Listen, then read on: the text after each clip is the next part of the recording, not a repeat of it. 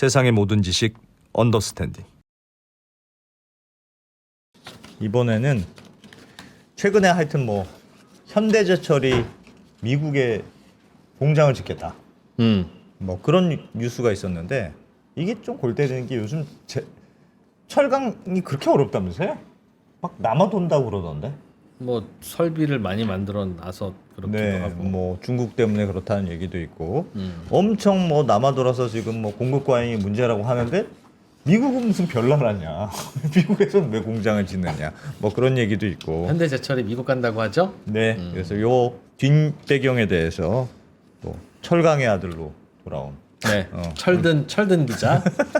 이제 김상훈 기자님 모시고 좀 배워보겠습니다. 어서 오십시오. 네, 안녕하세요. 김상훈 네. 기자. 네. 감기 그런 조심하십시오. 얘기인가요? 현대제철이 미국에 간다. 지난주에 나왔던 기사죠. 현대제철이 10조 원 정도를 들여서 미국의 제철소를 짓겠다. 뭐 현대제철은 검토 중이다. 결정된 바 없다. 이렇게 선을 긋기는 했지만 미국 현지에서도 뭐 이게 루이지애나냐 뭐 올리언스냐 뭐 후보지들이 계속 나오는 거 보면 그냥 단순히 검토하는 정도는 아니고 굉장히 좀 액션 플랜에 가까워진 그런 느낌이더라고요. 보도를 보면 한 연산 200에서 300만 톤 정도니까 꽤 큰 규모이기도 합니다. 예. 근데 말씀하신 것처럼 이상한 게 현대제철이 포항에 있는 연산 한 170만 톤 되는 공장을 문을 닫겠다라고 이제 얘기를 한 게 기사가 나왔던 게 지난해 11월쯤 되거든요. 그리고 최근에는 인천이랑 포항 공장 가동을 일시 중단한다. 라는 기사도 나오기도 했어요. 예. 엊그제였던 것 같은데 한국의 공장 문을 닫는다고 하는 건 분명히 좋지 않기 때문에 문을 닫는 건데 네. 그러면 뭐가 좋길래 미국에서는 10조 원이나 되는 돈을 들여서 새로 제철소를 짓는다고 한국은 안 하느냐. 좋은데 미국은 좋으니까. 맞습니다. 현대제철이 한국 제철소는 문 닫고 비슷한 규모를 미국에다 새로 짓고. 그렇죠. 야, 미국만 진짜 좋아지는 거네. 그래서 사실 이게 미국 그 시장 철강 시장에 욕심을 내는 건 현대제철뿐만이 아니긴 합니다만 예. 네, 그럼에도 불구하고 이게 단순히 우리나라 철강업체가 미국의 해외 제철소를 짓겠다라는 그걸 넘어서는 내용들이 굉장히 많이 있다. 현대제철 우리나라 철강업체들 같은 경우에 해외 그 제철소가 하나밖에 없습니다. 예. 포스코가 인도네시아 그 국영 철강업체랑 합작으로 만든 제철소 하나밖에 없는데 현대제철은 처음으로 해외 이제 제철소를 만드는 거예요. 예. 그래서 이게 중국의 과잉 생산 체제, 그 다음에 또 다른 한편에 미국의 관세 장벽, 이게 어떻게 보면 시대 조류 같은 거잖아요. 근데 이 두 시대 조류 앞에서 우리나라 제조업은 사실상 굉장히 좁은 외길인데 갈 수 있는 길이 하나밖에 없다는 거예요. 근데 이 길이 과연 우리에게 어떤 의미가 있는 길인 거고 이 길을 갔을 때 그럼 우리한테 뭔가 이득이 되는 건가 이런 얘기를 조금 오늘 드려보겠습니다. 일단 네, 현대제철이 맞은 상황을 일단 보시면 현대제철 같은 경우에는 철강 생산 능력이 한 2023년 기준으로 2,400만 톤쯤 돼요. 네, 그게 얼마나 2,400만 되는 거예요? 톤쯤 되는데 이게 전 세계 17위였던가? 뭐 그쯤 될 겁니다. 예. 그쯤 되는데 그래서 정확히 순위기는 기억이 안 나는데 그렇게 엄청나게 많은 건 아니에요. 예. 포스코 다음에 현대제철 정도인 건데. 국내에서는 맞습니다. 근데 현대제철 같은 경우에는 그 2,400만 톤 중에 1,200만 톤은 우리가 흔히 말하는 고로라고 하죠. 그러니까 유연탄에서 나오는 코크스로 이제 찰광석이랑 같이 고로에 녹여서 예. 네, 그렇게 만드는 그 열연강판, 냉연강판, 그다음에 후판 예. 이런 조금 이제 비싼 철강 제품을 만드는 게 1,200만 톤이고 예. 그리고 나머지는 전기로 철 스크랩이라고 하잖아요. 고철을 넣어서 전기로를 돌리면 그냥 녹여가지고 다시 쓰는 거. 맞습니다. 여기서는 그냥 철근, 그다음에 봉강, 형강 이렇게 건설 자재로 쓰이는 이런 것들 굉장히 많이 만들어요. 약한 후지니까. 맞습니다. 저부가 같이. 그래서 이게 어떻게 보면 사업 구조가 고부가 같이 저부가 같이 반반쯤 되는 거예요. 예. 철강 생산량만으로 봤을 때는. 그래서 매출로 보게 되면 이 판재류 고부가 가치가 51%고 봉형강유가 한 37% 정도니까 생산량은 반반인데 생산량은 반반인데 판재가 비싸게 팔리니까. 그렇죠. 근데 문제는 최근에는 이제 자동차용 강판 빼놓고는 대부분 안 팔리게 되는 상황이 된 거예요. 왜냐하면 일단은 한국의 건설 경기가 속된 말로 맛이 갔잖아요. 아하. PF 때문에.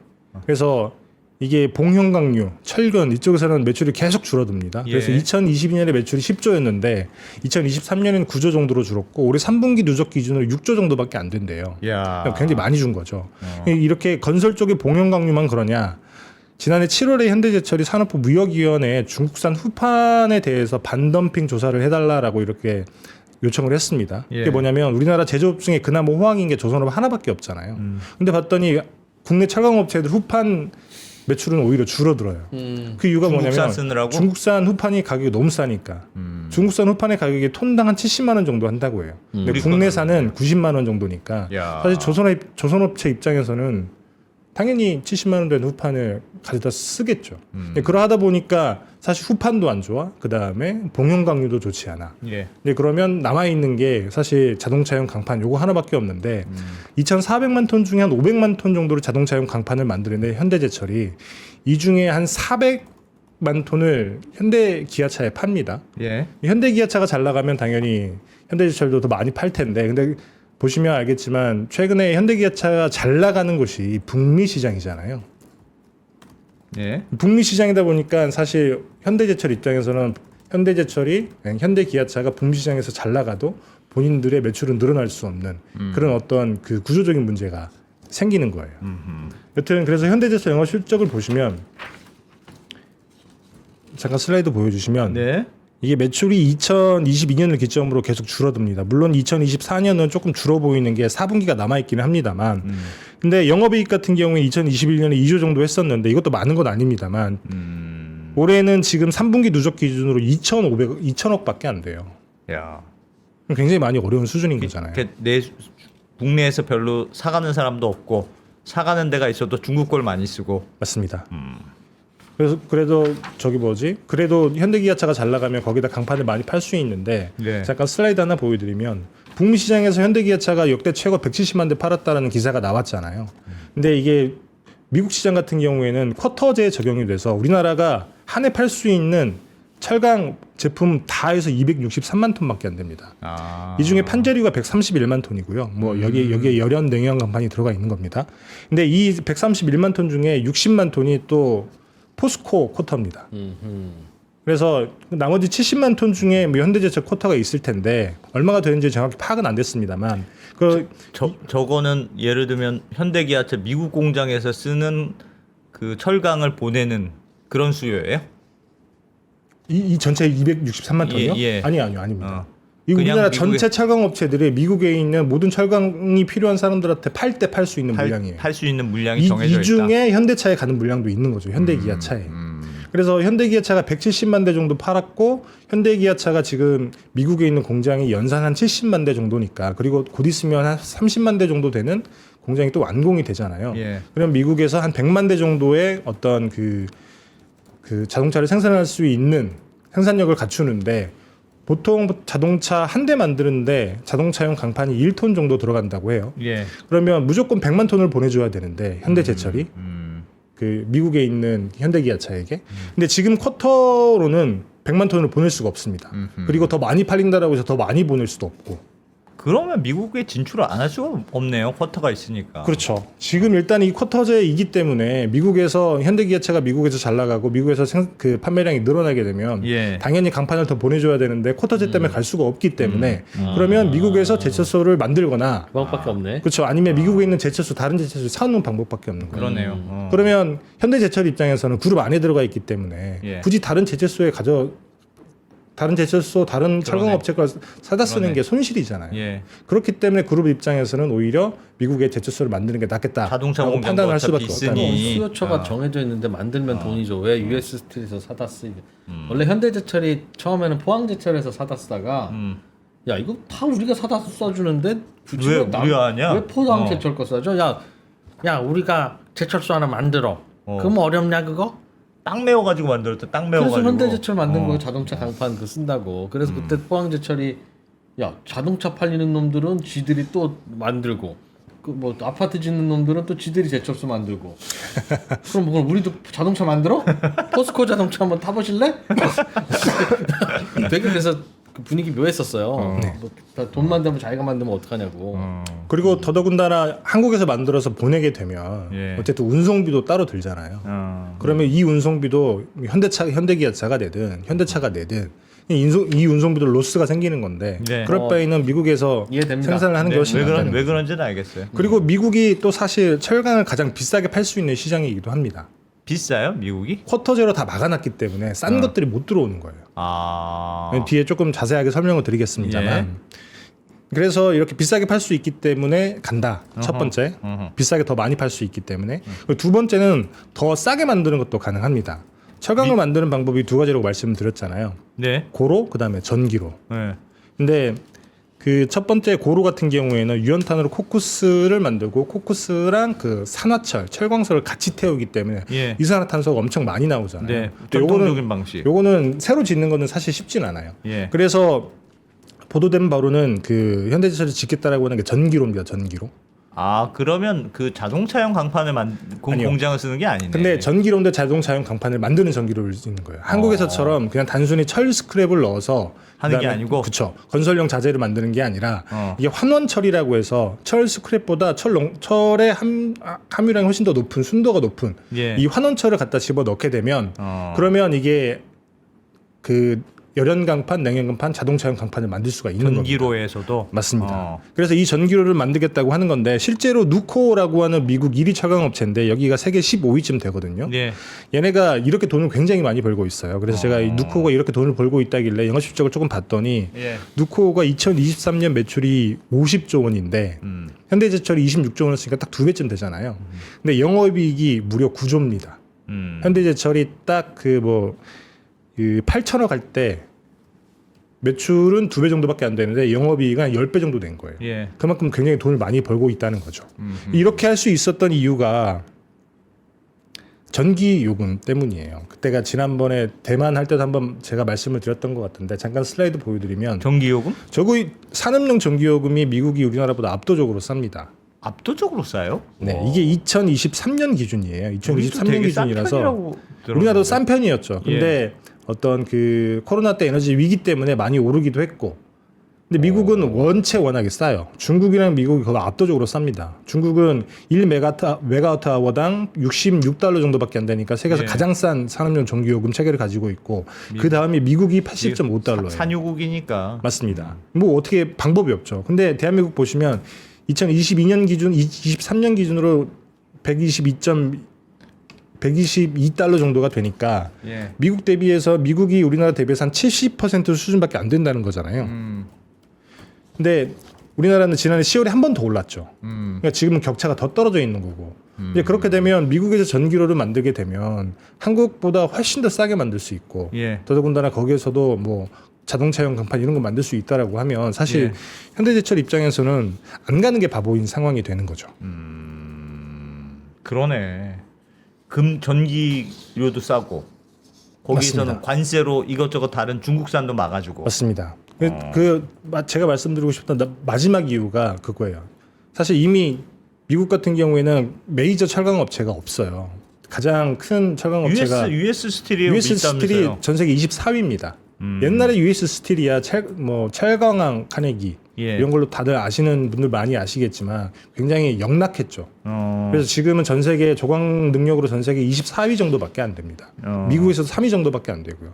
그래서 미국에서 가장 큰 철강 업체가 어찌 됐든지 간에 그 누코라고 하는 회사인데 이게 15위쯤 되는 거니까 예. 사실 진출만 하게 되면 생각보다 굉장히 이 시장에서 잘 할 수 있다라는 생각이 누구나 들 수밖에 없는 거죠.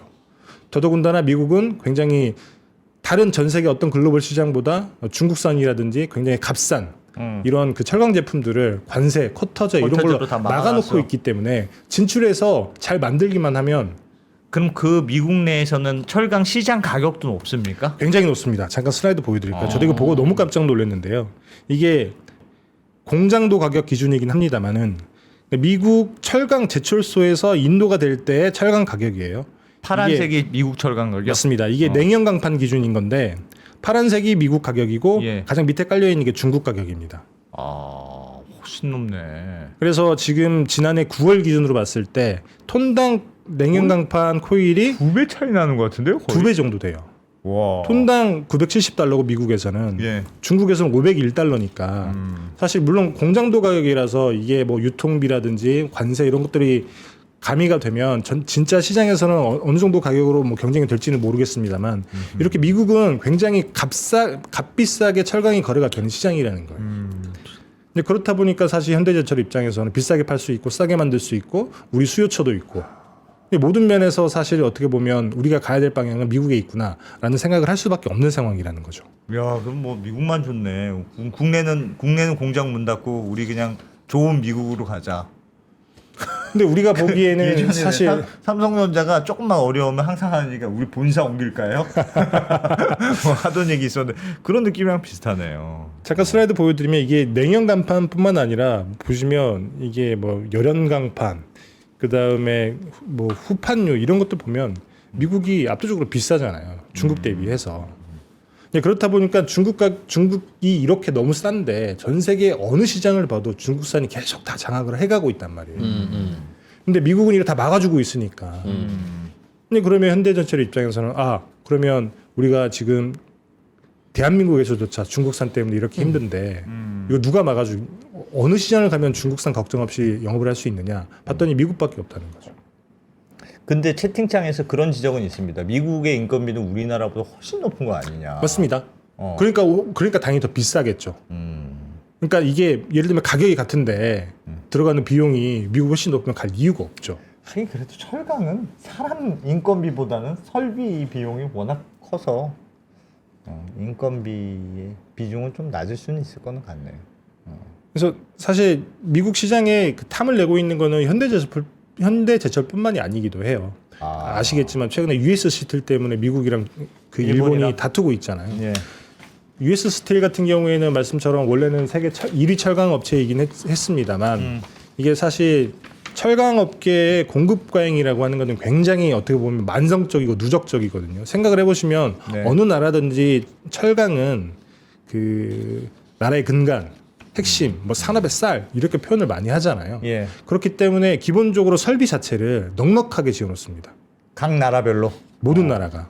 그래서 전 세계 잠깐 슬라이드 보여드리면 전 세계 철강 설비 그러니까 그 설비 생산 능력 자체를 보면 예. 대략 전 세계 전체에서 한 2,025억 톤 정도 돼요. 근데 실제 수요는 19억 톤 정도밖에 안 되거든요. 그럼 무조건 공급 과잉이네. 그렇죠. 그럼 6억 톤 정도가 남는다는 거예요. 예. 5.5억 톤 정도가 남는 건데 이 예. 설비가 놀고 있다는 거죠. 이 5.5억 톤이 어느 정도 되는 물량이냐면 우리나라가 전 세계에서 철강을 많이 쓰기로는 네 번째쯤 되는 나라입니다. 예. 1인당으로는 가장 많이 쓰는 나라이기도 하고 여튼 우리나라가 2023년 기준으로 봤을 때 한 5,500만 톤 정도를 썼거든요. 그러면 우리나라가 1년 동안 쓰는 철강의 10배를 만들 수 있는 시설들이 지금 놀고 있다는 거예요. 이미 설비 자체가.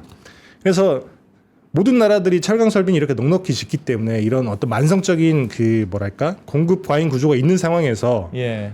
이제 중국이 2000년대 초반에 갑자기 등장을 하는 거예요. 사실 이런 사실을 OECD 국가들이 모르는 건 아니에요. 선진 국가들이. 그래서 보시면 선진 국가들은 계속 이런 식으로 생산 능력 자체는 2000년대나 2023년에 엇비슷합니다. 예. 근데 2000년대 중국이 등장하고 급격하게 발전하면서 얘네가 설비를 어마어마하게 늘리거든요.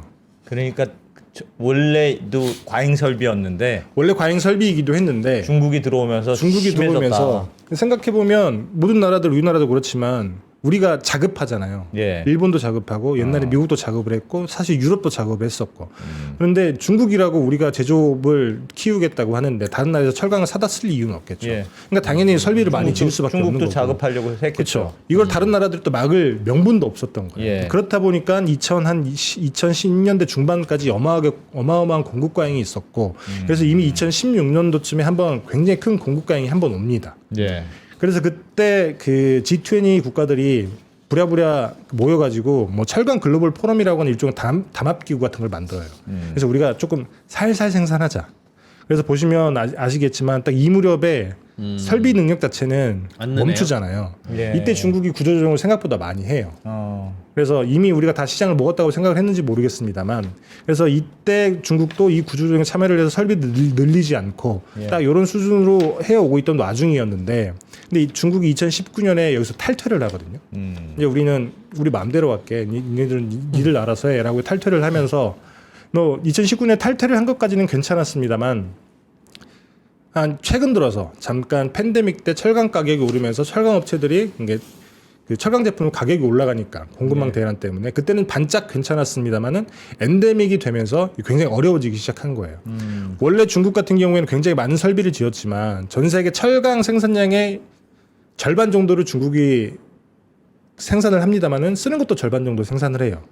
그러니까 10억 톤 정도를 생산을 해서 10억 톤 정도를 쓰니까 얼추 비슷했던 겁니다. 그래서 해외 이걸 밀어내지만 않으면 사실 이 공급 과잉이 다른 시장으로 전염될 염려는 없었는데 예. 문제는 엔데믹이 되고 난 다음에 중국이 부동산 경기가 꺼졌죠. 그다음에 경기가 침체가 됐죠. 그다음에 미국의 봉쇄 전략 때문에 제조업도 좋지 않죠. 이런 것들이 엮이다 보니까 중국이 철강이 남기 시작하는 거예요. 중국 내에서 맞습니다. 그래서 잠깐 슬라이드 보여드리면 이렇게 되는 겁니다. 이 2020년만 보시면 얼추 이렇게 그 생산과 소비가 비슷비슷해서 한 5,600만 톤 정도 수출을 했었는데 예. 이 정도만 돼도 그렇게 큰 문제가 안 되던 상황이었던 거예요.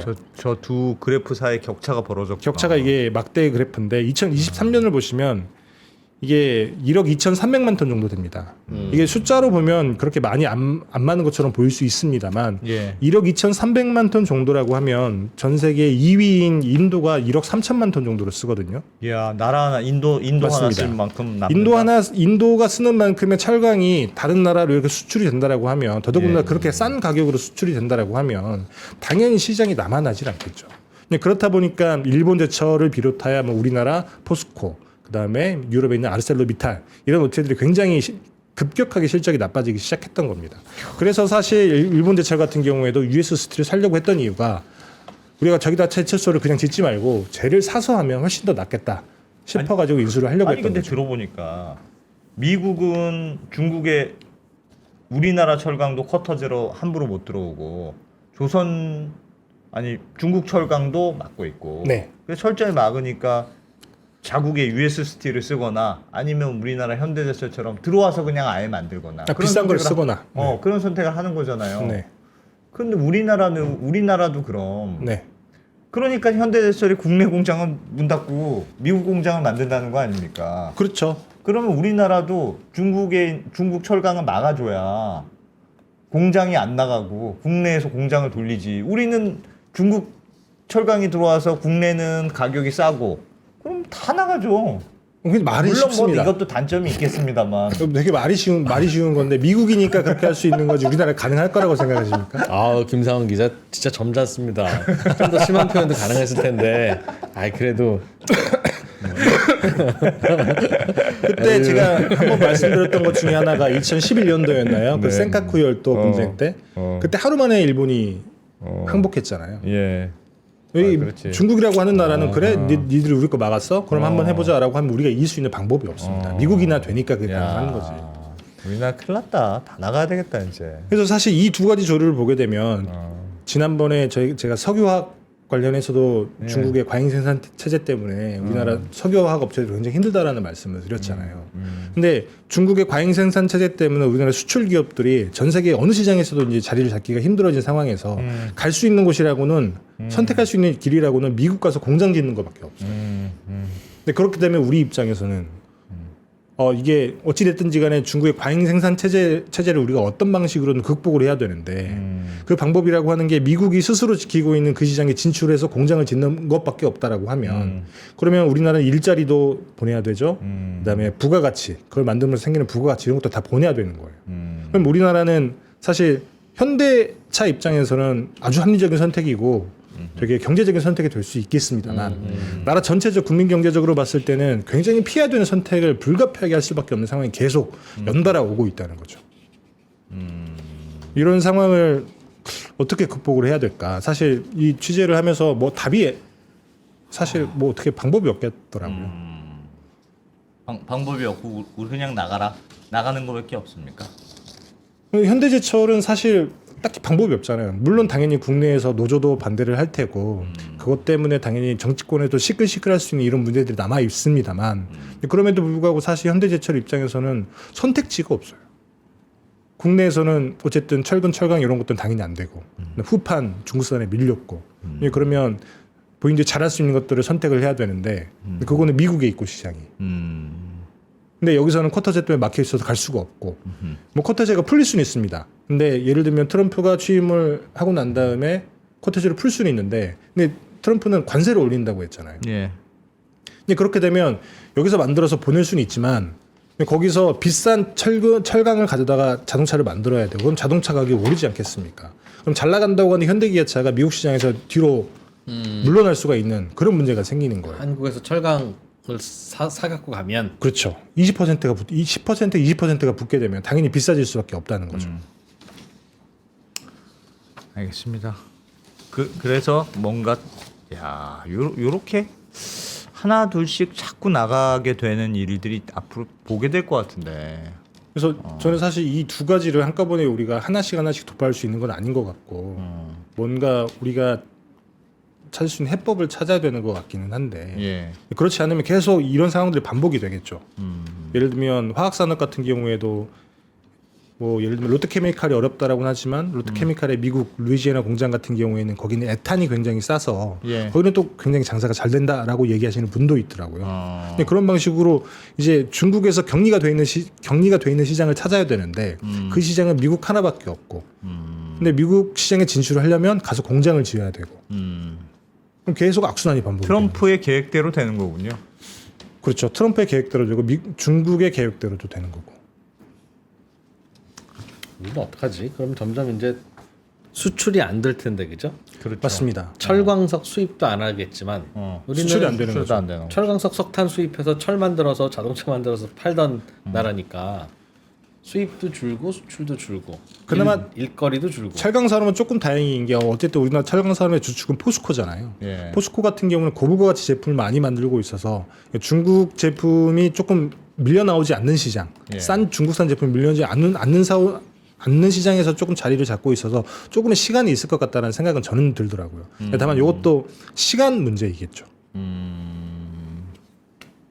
어떡하지? 참 우리도 그럼 큰일이다. 따라서 미국 가서 취업을 하든가 우리나라 근로자들이 쉽지는 않겠죠? 근데 우리가 중국처럼 해외 진출한다고 이렇게 인력을 다 보낼 수 있는 구조도 아니고 예. 큰일입니다. 아까 전 시간에도 우리 유동성의 함정 이런 거 네. 배워서 국내에 돈을 풀어도 그게 자꾸 바깥으로 나간다고 그러던데 이렇게 투자 수요가 계속 바깥에만 일어나고 국내에 없으면 뭐 해볼 수 있는 게 없어요. 물론 뭐 돈을 벌러 당연히 나가야죠. 시장에 있으면 당연히 뭐 당연한 선택이긴 한데 그걸 뭐라고 할 수는 없겠습니다만 그런 일들이 너무 많아지면 그러니까 미국의 남아 있는 사람들은 어떡하나 그런 걱정은 드네요. 전 혼자 별별 상상을 해보다가 국산 장려 운동을 해야 되나 싶은 생각도 들고 반도체에 몰빵을 해야 되나 어쨌든 반도체는 미국이 지켜주니까 네. 뭐 그런 생각도 해보고 별별 생각을 다 했습니다만 딱히 해법은 잘 안 뭐 보이더라고요. 미국이 그렇게 행패 부리면서 잘 나갈 것 같으면 우리도 빨리 미국에 투자해서 돈 벌어와야죠. 투자 소득이라도 벌어와야죠. 뭐 그거라도 해야 그런 거라도 뭐 벌어와야죠. 목적한 바를 이루기라도 우리나라에 뭐 하기는 해야죠. 대형 마트들 많이 생길 때 이마트 들어오는 바람에 우리 가게 손님 다 떨어졌어 예. 하던 분들이 그때 이마트 주식을 샀으면 물론 이제 지금까지 갖고 있으면 큰일인데 그러면 이제 큰일 난다는 거 아니겠어요? 그 대부분 해결된다는 거 아니겠어요?